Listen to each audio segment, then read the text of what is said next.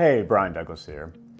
Do you work for a startup company or maybe a very young company that's invented the next great app or gizmo or gadget or widget?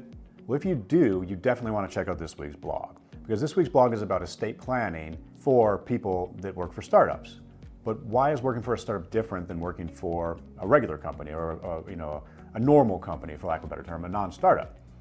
Well, generally when you work for startups, part of the compensation plan for some or all of the employees can be in the realm of additional stock options or some sort of equity position or deferred compensation, meaning you're going to work now, you might get a lower salary than you would get if you went to go work at Google, but you're going to get the stock options, so when the company grows and explodes or goes public, that stock options will be worth a lot of money. So it's a very enticing way for companies to get really talented employees but keep their payroll down in the beginning. So many people are working for startup companies that have that position.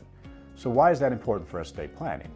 Well, it's important for estate planning because we still have to deal with that in your estate. In the planning that we do, whether it's through a will or a trust or whatever we're doing, we have to take that into consideration.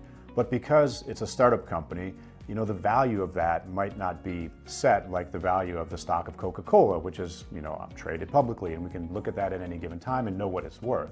But the other thing is there can be vesting issues, or you might not actually have access to that stock or that equity right away. There's rules around that because, again, it's a startup company, so you have to work there for a certain period of time, or certain markers have to happen before you can actually claim that.